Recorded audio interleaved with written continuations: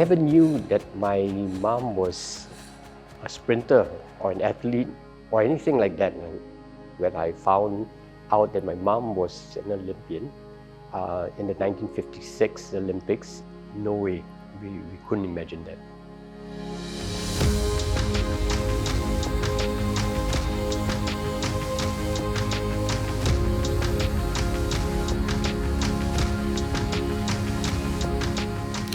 Maybe I'm an inborn athlete, I think, because I had that thing in me, you see.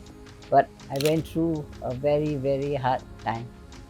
If she was running today, she would be the equivalent of Shanti.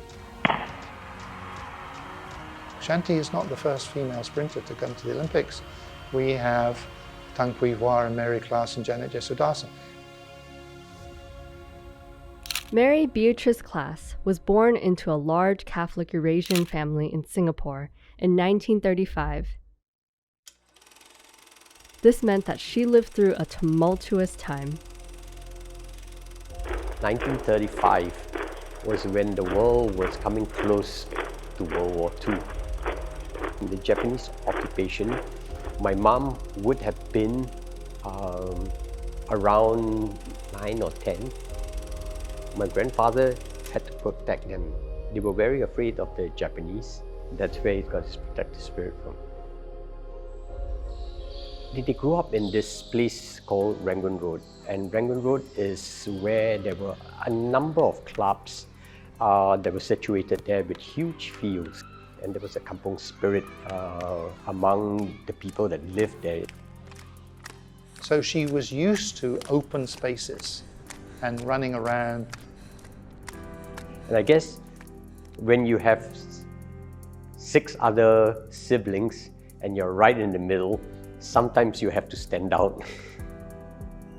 I remember her telling me this, that she picked up the newspaper and she looked at the newspaper and she saw that this particular young girl, Pei Hua, which was actually the first female Olympian to go to Helsinki. And she said, if this girl could do it, why couldn't I? And I think it became a very personal thing for Mary, because eventually she would run against Pui Hua. I used to go right from school, I used to see the boys there, go there and run. And one day, Mr. D'Souza, he came up to me, he says, "You interested in running?" I said, "Yeah." Then he says, "Why not you join a club?" In the late 1990s, I was a member of the Women in Sport Working Group. It was a relative rarity for girls and women during the 50s and 60s and even later on to excel at an elite level. Once the war was over and the school system kicked into operation very, very quickly, providing opportunities for them to compete, sport is one of the platforms that you look at to say, we are at peace, we are developing, things are moving on, there is competition, but it's no longer about trying to beat the hell out of somebody else. So the Singapore government created an environment where sport could develop. But there were some interesting people who were good to rival Mary. Eleanor Ross was one, Gloria Beck was another. The rivalry was at times quite acute. She entered a couple of races. She beat some of the well-known runners in that race. And in 1953, she even beat Pui Hua, her idol, in the Singapore Amateur Athletic Association 100 Yards Championship in an unexpected upset. Right up to, it's still 20, yeah? Up to 80, she was leading. And from the bend, I cut her, I beat her. From that day, she gave up. She didn't want to run anymore. She speaks so strongly, even today, about Pui Hua as being the target, the one that she wanted to be. And then to beat her, you have to add new targets. But her entire running career may have never happened if she had listened to her father. It was just after the war. Money was very, very difficult everybody was struggling. When she beat all those top runners, she came back with a certificate and a cup. And her father said, "What's all this rubbish? What are you doing?" You know, he said, "This is all rubbish." Can you imagine the disappointment after achieving something that you thought was great? I was thinking, one day, you know, something will happen and you will know my true colors like that. I stopped school because I had to help my mother. I used to do all my housework and then I go and train. I used to wake up 5:30 and then to go and do all the exercises, running in the field, and then come back. And then in the evening, I go again at 5. I leave my home, I will take the bus and I will go to Rivalries. So that's where I meet the schoolboys and whoever, you know, just they are running, I just go and run with them.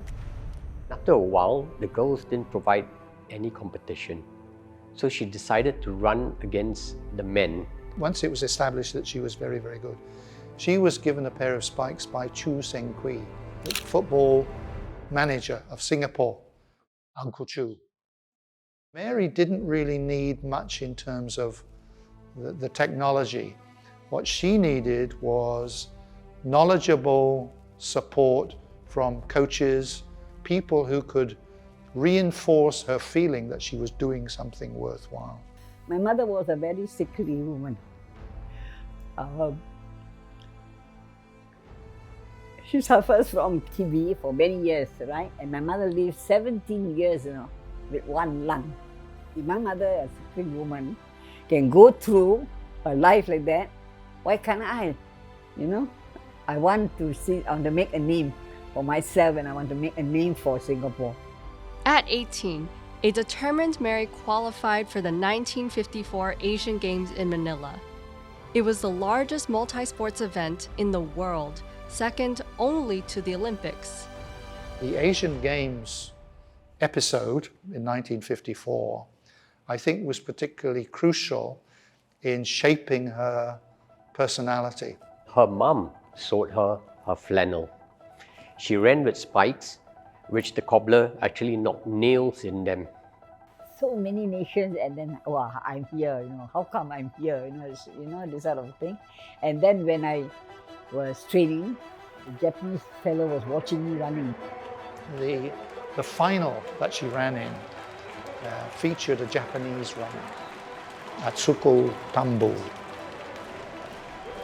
This was the main rival. In the finals, it was actually a dead heat. There was no technology at the time. They couldn't differentiate between the first and the second. The description of the race indicates that she was moving faster than Nambu at the end. And so there was some question about the final positions. Some people said, oh, it was a tie.